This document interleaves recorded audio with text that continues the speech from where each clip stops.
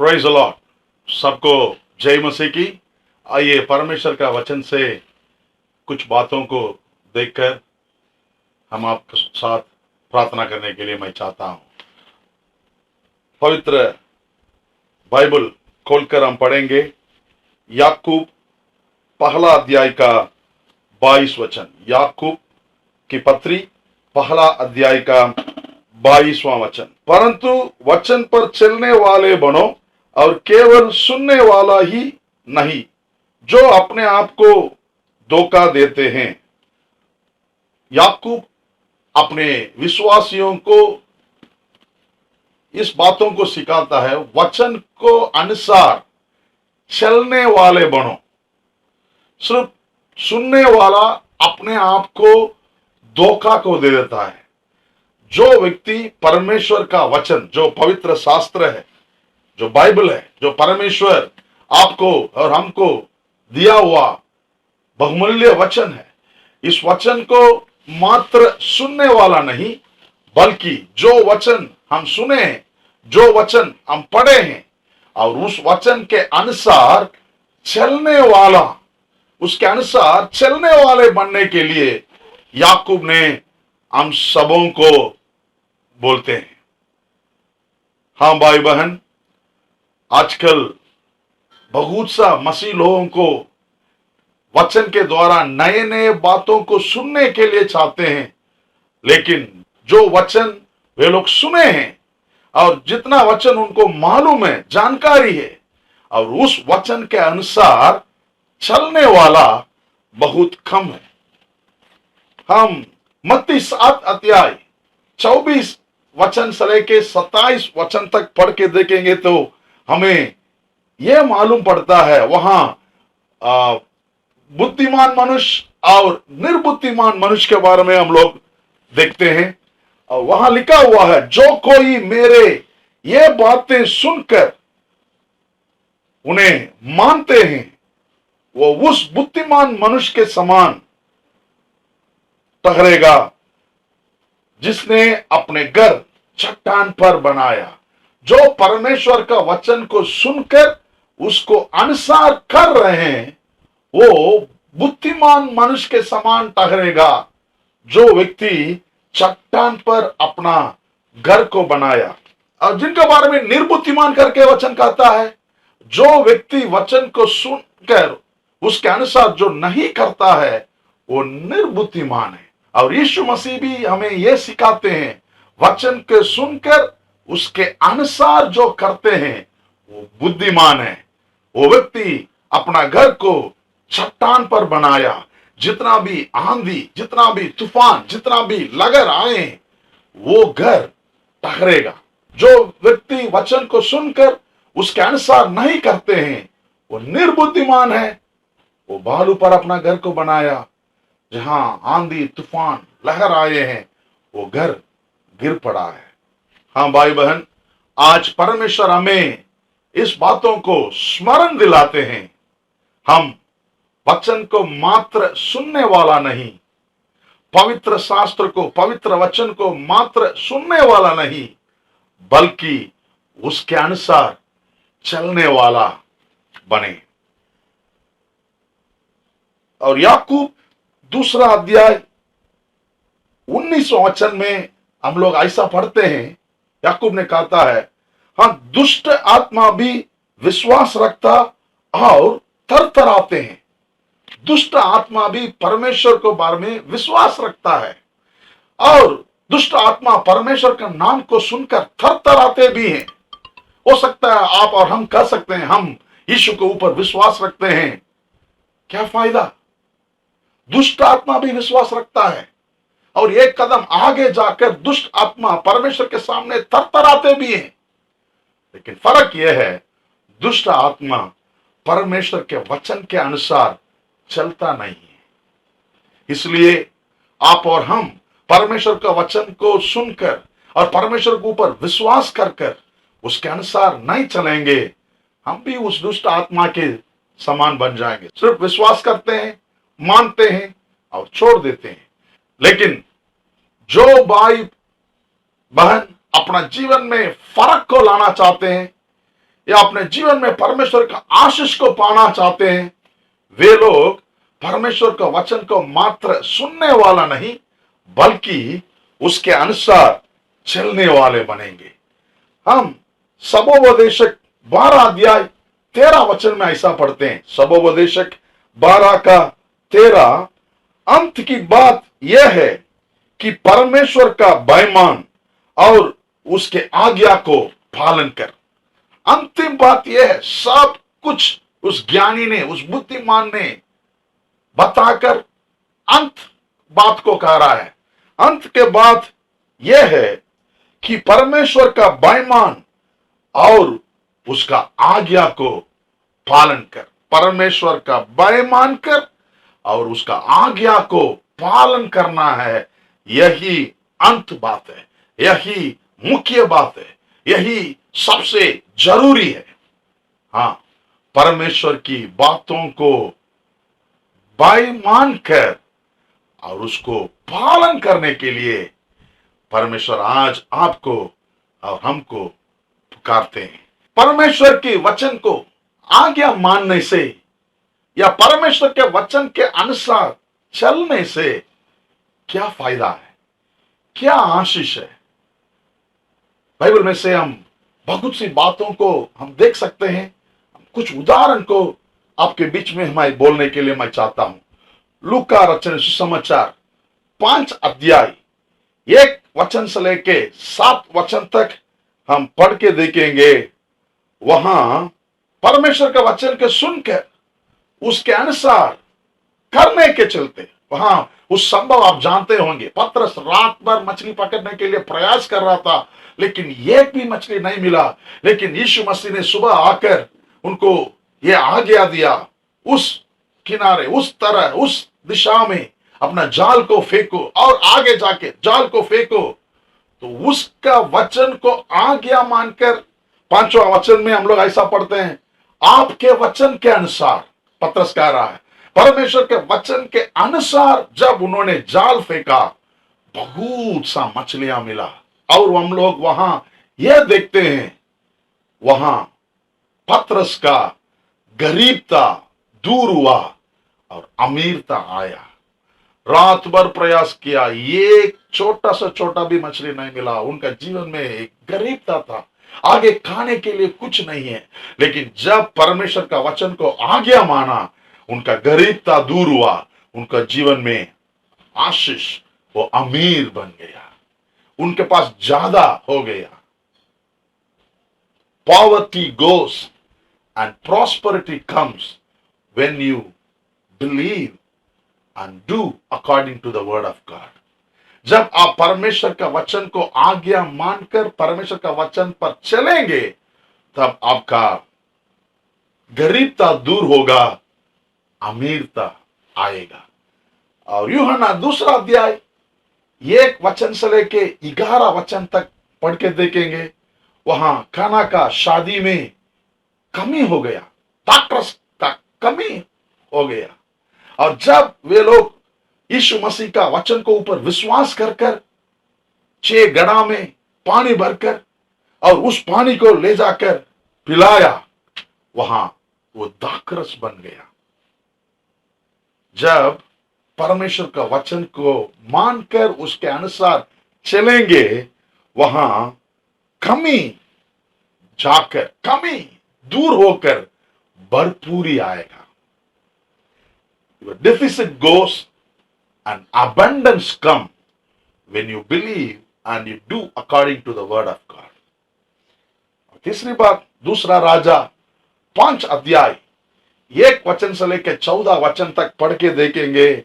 वहां नामान करके एक सेनाधिपति के बारे में हम लोग देखते हैं। वो सूरवीर था सीरिया देश का, लेकिन उसके पास कोढ़ का बीमार था।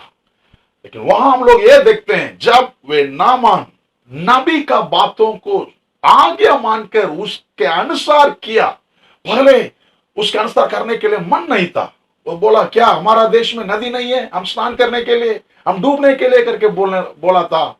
लेकिन बाद में जब उनका नौकर ने उनको समझाया, जब उनका सेवक ने उनको समझाया, तब वो समझ गया और नबी का बातों को अनुसार किया, उसका वचन के अनुसार चला, उसका वचन का चलने वाला बना, तब क्या हुआ? उनका कोढ़ का बीमारी चंगा हो गया। Sickness goes and healing comes when you believe and obey the word of God. जब परमेश्वर का वचन का अनुसार आप चलने वाले बनेंगे, आपका बीमार दूर होकर, आपका बीमार जाकर चंगाई आएगा। हालेलुया। और निर्गमन 16 अध्याय 1 वचन से लेकर 24 वचन तक आप पढ़ के देखेंगे। जब वे लोग परमेश्वर का बातों का अनुसार चला, तब वो खराब नहीं हुआ बल्कि ताजा रहा। यहां आप पढ़ के देखेंगे, मेरे लिए पढ़ने का और समझाने का समय नहीं है। आसमान से परमेश्वर ने उन लोगों को मन्ना को खिलाया और परमेश्वर ने यह आज्ञा दिया, रोज आप अपने लिए एक ओमर बटोरना है और दूसरा दिन के लिए आप जमा करके नहीं रखना। लेकिन कुछ लोग ने उसका अनुसार नहीं किया, आज्ञा नहीं माना। वे लोग दूसरा दिन के लिए बटोर कर रखा, वो दूसरा दिन खराब हो गया, सड़ गया। लेकिन 7वां दिन का खाना के लिए 6वां दिन में ही परमेश्वर उन लोगों को बोल दिया, कल 7th डे है, कल विश्राम का दिन है, इसलिए 6वां दिन में ही 2 दिन का मन्ना बरसाएंगे, आप लोग कल के लिए भी जमा करके रखो। जब वे लोग दूसरा दिन के लिए, 7वां दिन के लिए जमा करके रखा था, वो खराब नहीं हुआ, वो सड़ा नहीं बल्कि ताजा रहा। हाँ भाई बहन, जब आप परमेश्वर का वचन को अनुसार चलने वाला बनेंगे, तब आपका जीवन में आशीष सड़ेगा नहीं बल्कि हमेशा ताजा रहेगा। परमेश्वर के वचन का अनुसार चलने वाले बनने से क्या आशीष मिलेगा करके और बहुत सी बातों को हम आपसे बोलकर रह सकते हैं। लेकिन अब तेजी से परमेश्वर का वचन आपका जीवन में और मेरे जीवन में क्या कर सकता है, उसको मैं बोलकर, मैं आपके साथ मिलकर मैं प्रार्थना करने के लिए मैं चाहता हूं। पहली बात यह है, God's word has the power to create। परमेश्वर का वचन को सृष्टि करने का सामर्थ्य है। परमेश्वर का वचन में उत्पन्न करने का सामर्थ्य है। हम लोग ये पढ़ सकते हैं, इब्रानियों 11 अध्याय 3 वचन, विश्वास ही से हम जान जाते हैं कि सारी सृष्टि की रचना परमेश्वर के वचन के द्वारा हुई है। हम जानते हैं, हम जान सकते हैं, सारा सृष्टि हम अभी जो देख रहे हैं, उस सारा सृष्टि का रचना, सृष्टि परमेश्वर का वचन के द्वारा हुआ है। परमेश्वर हर बातों को बोल बोल कर सृष्टि किया। परमेश्वर ने आज्ञा दिया, वो वैसे ही हो गया। परमेश्वर अपना वचन के द्वारा सृष्टि किया। और हम ये देखते हैं, पहला पत्रस 1 अध्याय का 23वां वचन में, नाशवान बीज से नहीं परंतु अविनाश बीज है वचन, और हमेशा अनंत काल तक रहने वाला बीज है, सीड वचन। उस वचन के द्वारा ही परमेश्वर ने सृष्टि करता है। हाँ भाई, हाँ बहन, आपका जीवन में जो कमी है, आपका जीवन में जो कटी है, उस बातों को वचन के द्वारा परमेश्वर सृष्टि कर सकते हैं। Word of God has the power to create something in your life. इसलिए आप परमेश्वर का वचन को बोलिए, परमेश्वर का वचन को विश्वास कीजिए, परमेश्वर के वचन के अनुसार चलिए, चलने वाला बनिए। आपका जीवन में नए नए बातों उत्पन्न होगा। आपका जीवन में जो कमी है, जो गति है, वो उत्पन्न होगा, जो नहीं है वो होगा, क्योंकि परमेश्वर का वचन में वो सामर्थ्य है। वो नाशमान बीज नहीं, वो अविनाश रहने वाला एक बीज है। वो बीज आपका जीवन में नए नए आशीषों को उगाएगा। और दूसरी बात, परमेश्वर का वचन क्या कर सकता है? परमेश्वर का वचन आपको बल दे सकता है। परमेश्वर का वचन आपको पोशाक दे सकता है। परमेश्वर का वचन आपको पालन पोषण कर सकता है। हालेलुया। बाइबल में बहुत सी बातों को हम लोग देखते हैं। पहला पत्रस 2 अध्याय 3 वचन ये कहता है, परमेश्वर का वचन के बारे में वो दूध करके कहता है। God's word is a milk to a newborn baby। जैसे एक नया जन्म बच्चों को दूध की आवश्यकता है, वैसे ही एक विश्वासी आत्मिक जीवन में आगे बढ़ने के लिए दूध की नाई जो वचन है, उस वचन की आवश्यकता है। और पहला थिस्सलुनीकियों 4 अध्याय 18 वचन में हम लोग ये पढ़ते हैं, परमेश्वर का वचन आपको तसल्ली देता है। God's word comforts you। भजन संहिता 119 अध्याय का 47 वचन और वर्स 97 और 162 वचन, इस सारे वचन में हम लोग देख सकते हैं परमेश्वर का वचन आपके जीवन में खुशी को लाता है। God's word brings joy in your life। और भजन संहिता 107 20 वचन यह कहता है, परमेश्वर का वचन आपके जीवन में स्वस्थ को लाता है, चंगाई को लाता है। हालेलुया। हम पहले ये बताया था, परमेश्वर का वचन में क्रिएट करने का, सृष्टि करने का सामर्थ्य है। और दूसरा हमने ये बताया, परमेश्वर का वचन आपको पालन पोषण करता है, आपको एनेबल करता है, आपको मजबूत करता है करके। और तीसरी बात, परमेश्वर का वचन क्या करता है? परमेश्वर का वचन आपको और हमको अगुवाई करता है। God's word guides us। परमेश्वर का वचन आपको और हमको मार्गदर्शन देता है। भजन संहिता 119 9 से लेके 11 वचन तक हम लोग ये पढ़ते हैं, जवान अपनी चाल को किस उपाय से शुद्ध रखें, तेरे वचन के अनुसार सावधान रहने से। मैं पूरे मन से तेरे खोज में लगा हूं, मुझे तेरी आज्ञाओं की बाट से भटकने न दे। मैंने तेरे वचन को अपने हृदय में रख छोड़ा है कि तेरे विरोध पाप ना करूं। इस सारा वचन से हम लोग ये जानते हैं, परमेश्वर का वचन हमें मार्गदर्शन देता है, कैसे चलना है, कैसे रहना। एक व्यक्ति, एक जवान, एक नया मसीह कैसे मसीह जीवन में आगे बढ़ना करके ये वचन मार्गदर्शन देता है। और भजन संहिता 119 का 105 में हम लोग ये पढ़ते हैं, तेरा वचन मेरे पांव के लिए दीपक और मेरे मार्ग के लिए उजाला है। हाँ, परमेश्वर का वचन हम सबों को पांवों के लिए वो दीपक है और मार्ग के लिए उजाला है। हमें भटकने नहीं देता, हमें गिरने नहीं देता, सही मार्ग में हमें चलाता है। चौथी बात, परमेश्वर का वचन क्या करता है? God's word transforms us। परमेश्वर का वचन हमें रूपांतर करता है। परमेश्वर का वचन हमको बदलता है। रोमियो 12 अध्याय पहला 2 वचन, इस संसार के सदस्य न बनो, परंतु तुम्हारे मन के नए हो जाने से तुम्हारा चाल चलन भी बदलता जाए। तुम्हारा चाल चलन में बदलते ही जाओ। मसीह जीवन ऐसा है, हम प्रभु यीशु मसीह के समान बनना, प्रभु यीशु मसीह के समान बदलना। कैसे आप और हम प्रभु यीशु मसीह के समान बदल सकते हैं? वचन के पढ़कर, वचन को सुनकर, वचन के अनुसार चलने वाला बनेंगे, तब हम रूपांतरण हो सकते हैं और यीशु के समान बदल सकते हैं। हाँ भाई बहन, अब तक हम परमेश्वर का वचन आपका और हमारा जीवन में क्या कर सकता है, हम 4 बातों को कहे थे।